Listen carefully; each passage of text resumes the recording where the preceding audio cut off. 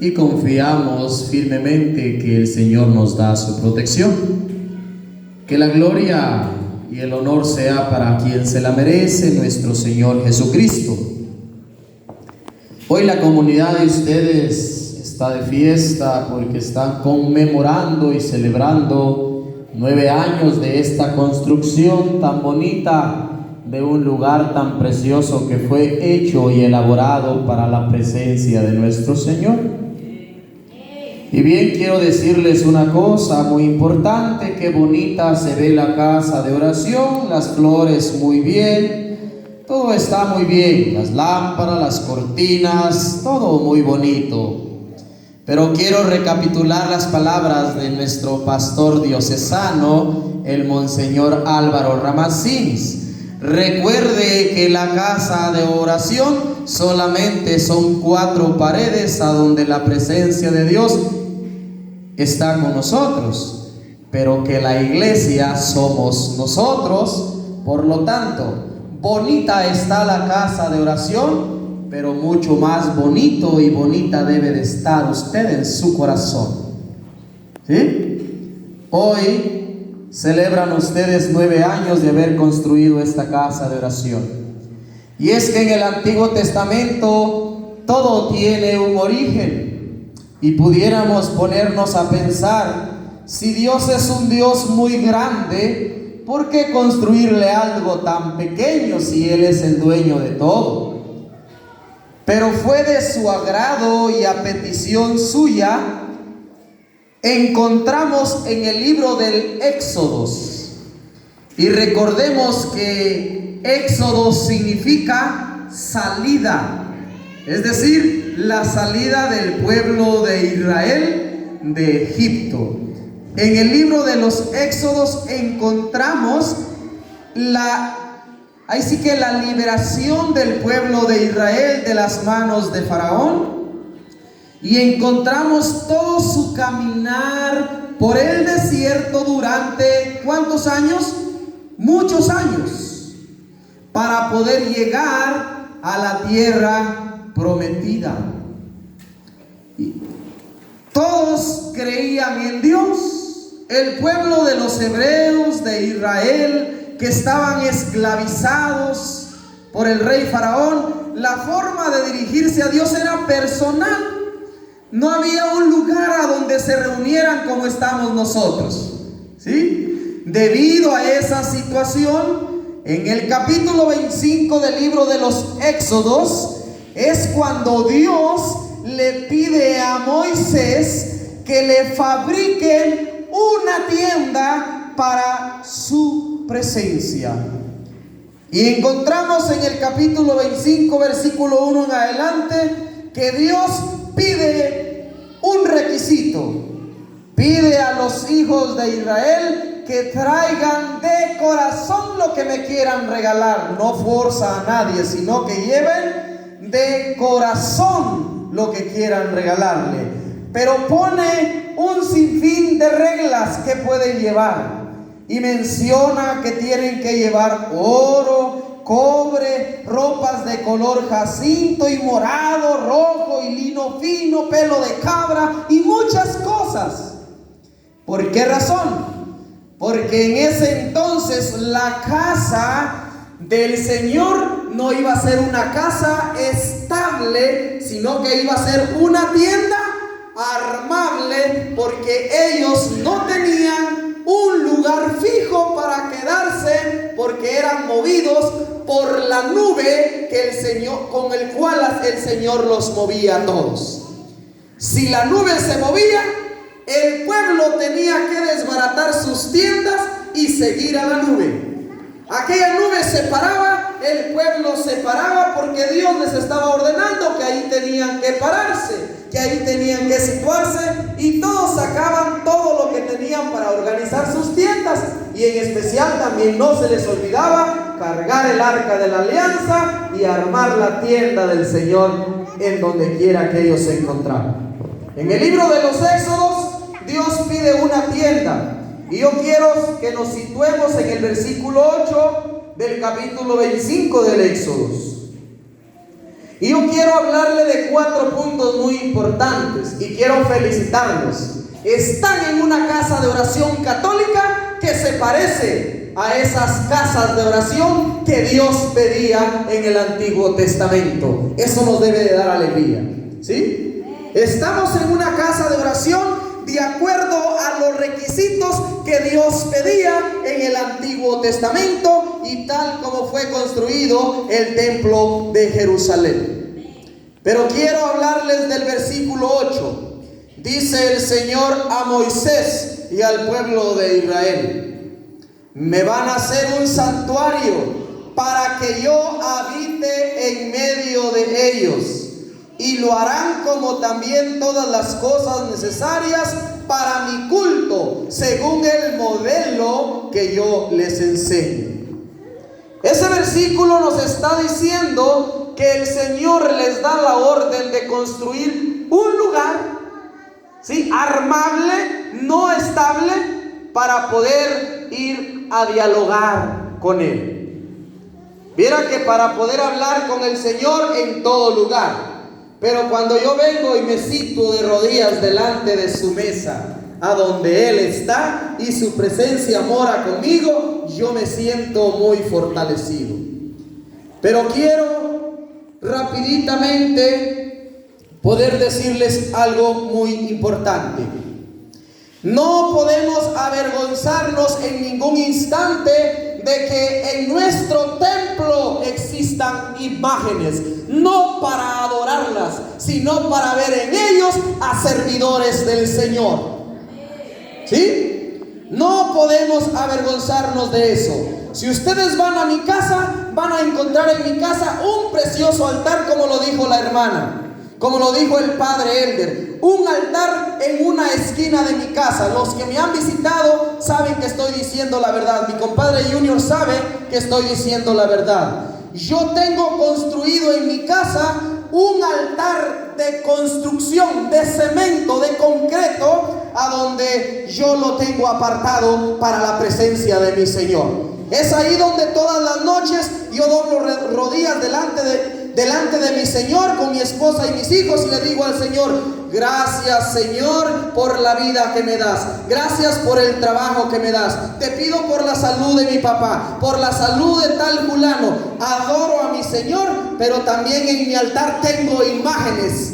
Y cuando yo llego al Dios te salve, le digo a Mamita María, Madre Santísima: no eres mi Dios, pero eres mi madre, y yo te pido que intercedas por mí ante Dios nuestro Señor, ante mi Salvador. No nos debemos de avergonzar de poder tener una imagen. Sí nos debemos de avergonzar cuando nosotros a esa imagen le atribuimos todas las obras que solamente Dios nos regala. Entonces sí, nos debemos de avergonzar, porque estamos cayendo en el pecado de la idolatría, y eso es condenado por nuestro Señor. Y Dios ordenó en el versículo 18 del capítulo 25 del Éxodo. Dice el Señor: ¿cómo que las imágenes están prohibidas? Está prohibido adorarlas, pero no está prohibida tenerlas en un templo de oración. Asimismo harás 2 querubines de oro macizo y los pondrás en las extremidades de la cubierta. Pondrás un querubín a una extremidad y el otro en la otra. Formarán un solo cuerpo con la cubierta a sus 2 lados. Los querubines extenderán sus alas hacia arriba y sus alas cubrirán el lugar del perdón. Estarán frente el uno al otro y sus caras mirarán hacia el lugar del perdón. Los pondrás sobre el arca y pondrás dentro de ella el testimonio que yo te daré. Escuche muy bien. En medio de esas imágenes, Dios prometió estar con nosotros y hablarnos. Allí me encontraré contigo para darte mis órdenes referente a los hijos de Israel. Te hablaré de encima del lugar del perdón, de en medio de los 2 querubines puestos sobre el arca del testimonio. Palabra de Dios. ¿En dónde iba a brotar la voz de Dios para el pueblo de Israel? En medio de 2 querubines. dos imágenes de lo que hay allá en el cielo. Quiero explicarles. En el cielo hay jerarquías de ángeles al servicio de Dios. Están los serafines, los arcángeles, los querubines, que son servidores celestiales del Señor. Y Dios ordenó que figuras de dos querubines estuvieran en el lugar más precioso. Quiero explicarles así rapiditamente porque no da el tiempo. En el templo de Jerusalén estaba dividido en dos partes. Eso ya lo sabemos. La primera parte es en donde ustedes están sentados. Ese lugar era lugar santo. Pero el lugar de allá arriba, a esto aquí se le llama presbítero, ¿sí? A esto se le llama lugar santísimo, es decir, más santo de donde nosotros estamos sentados. Y Dios da la orden que en el lugar más sagrado, en el lugar más santo de los santos, estén dos querubines, que son servidores en el cielo del Señor, ¿sí? Ahora bien, desde ahí yo te voy a hablar. En el Nuevo Testamento voy a tocar un punto muy importante que a nosotros a veces se nos olvida. Pero luego más adelante encontramos también que Dios le ordena a Moisés construir un candelabro, ¿sí? O un candelero. ¿Para qué sirve un candelero? ¿Para poner qué cosa? ¿Y por qué dicen que los católicos somos brujos y chimanes entonces?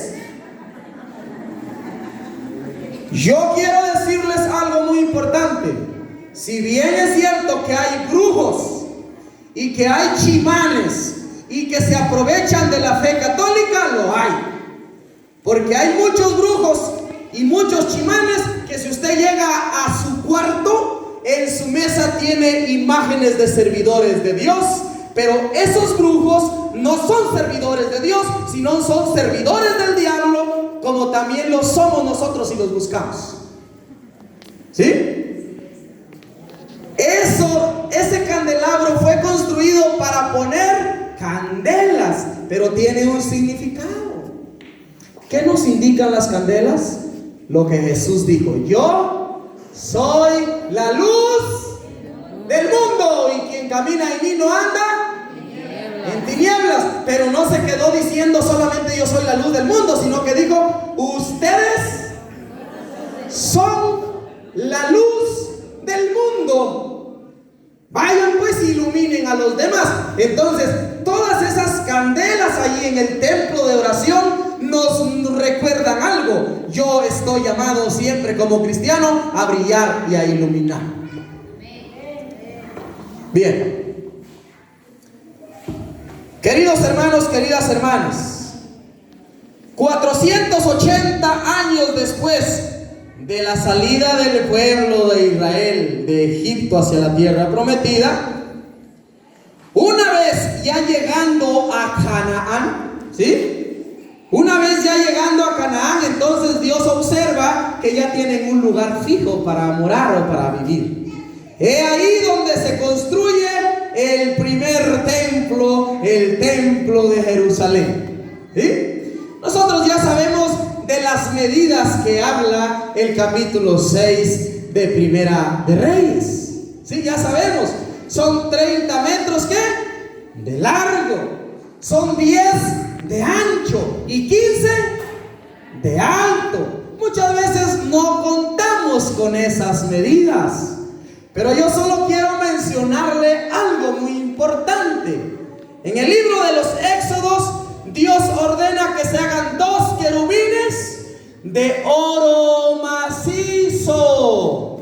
Y ahora en el libro, en Primera de Reyes, capítulo 6, verso 23, ahora ya no nos va a decir que sean de oro, sino que sean de madera. Y dice que las puertas del templo de Jerusalén, las cortinas del templo de Jerusalén, Todo estaba adornado ¿con qué? Con querubines. Lástima que a ese templo lo destruyeron más o menos en el año 70, ¿verdad? El templo de Jerusalén. Si no, nos pudiéramos ir a dar cuenta que nuestros templos católicos se parecen a ese primer templo que Dios ordenó al rey Salomón que hiciera. ¿Sí? Ahora bien, en el Antiguo Testamento eran figuras o imágenes de querubines, servidores celestiales de Dios allá en el cielo. Ahora, en el Nuevo Testamento, nuestras casas de oración tienen la imagen del apóstol San Andrés, la imagen del apóstol Pedro, la imagen del apóstol Pablo, la imagen de nuestra Madre Santísima, la servidora obediente por excelencia, que son también los querubines terrenales servidores del Señor. No hay por qué avergonzarse. ¿Sabe cuál es el problema? El católico es muy desperdiciado. Tiene tantos ejemplos de fe, tantos ejemplos de conversión, pero somos los que más mal nos portamos allá afuera. Y perdóneme, mi hermano lindo, yo conozco hermanos que cantan muy bonito, pero son rechismosos también.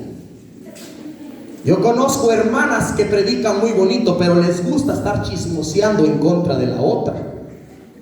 Y cuando todavía nos dejamos llevar por todo eso, ¿sabe qué nos pasa? Nos pasa lo de la gallina: mucho ruido y un huevito pone.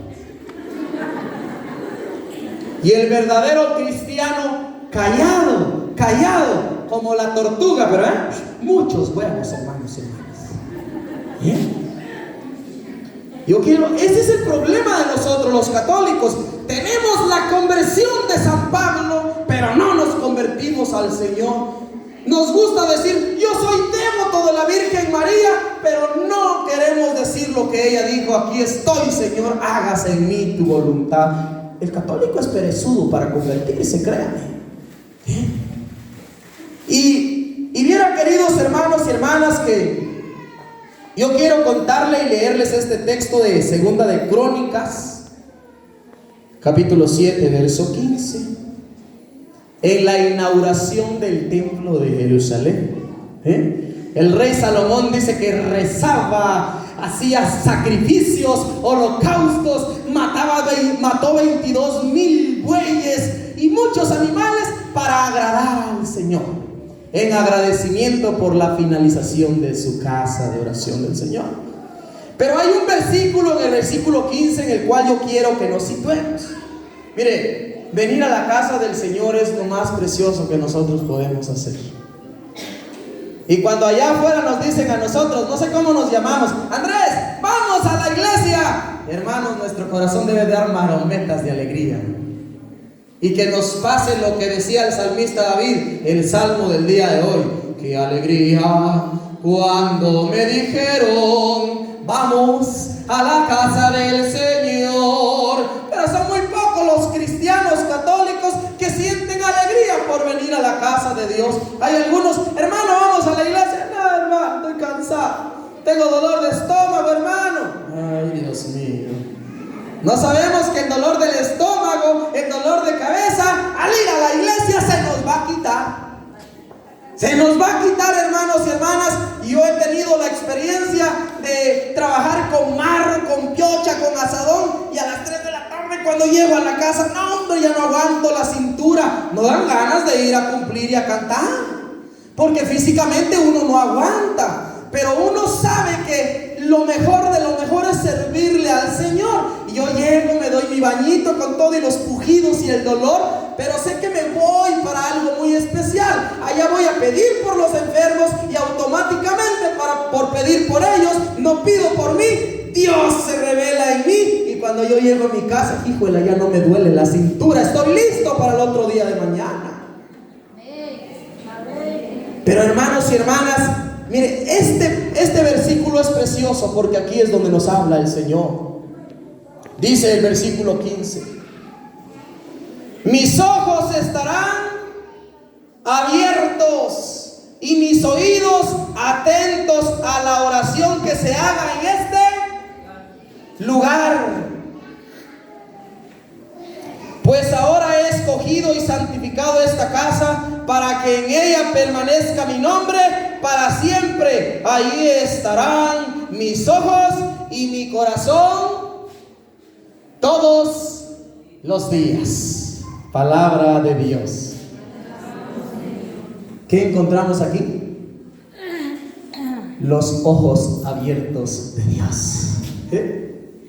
Él sabe qué estás pasando. Él sabe que de repente te pueda estar llevando la tristeza con varios problemas, ¿sabes? Pero Él tiene el control de todo. Yo lo he dicho en este tiempo de pandemia. Cristo Jesús, nuestro Señor, está por encima de toda tormenta, de toda enfermedad y de toda tristeza. Él está por encima de todo eso.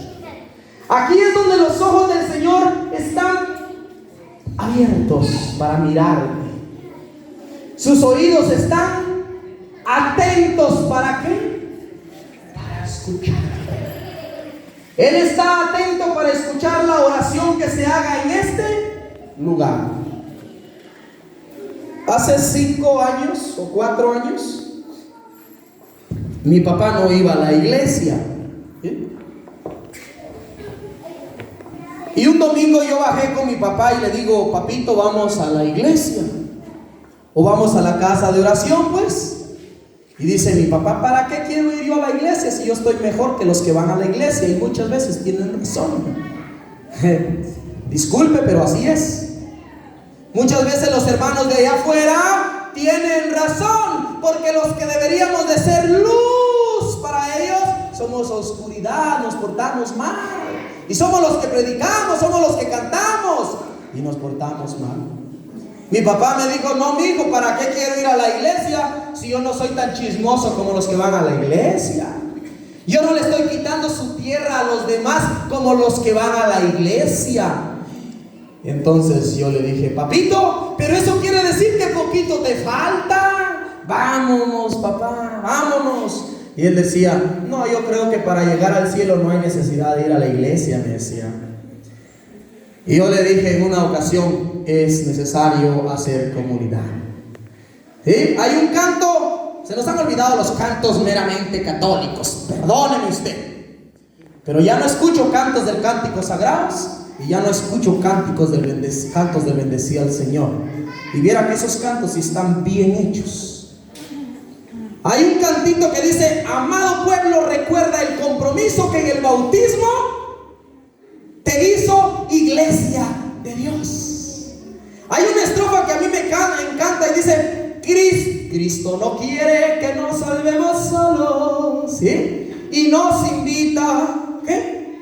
A formar comunidad. Bien dice el dicho: la unión hace la fuerza y uno solo fácilmente caerá. Miren, hermanos y hermanas, es necesario, yo le decía a mi papá, es necesario que formemos comunidad, porque Cristo nos quiere salvar en comunidad. Y por eso en cada comunidad hay un templo de oración en el cual todos, como bautizados, somos integrantes de esa comunidad y estamos llamados a caminar y a perseverar en ella sin mirar los defectos de aquel, sin mirar los defectos de aquella. ¿Qué te importa? Tú camina convertido al Señor. No importa si aquellos no quieren convertirse al Señor.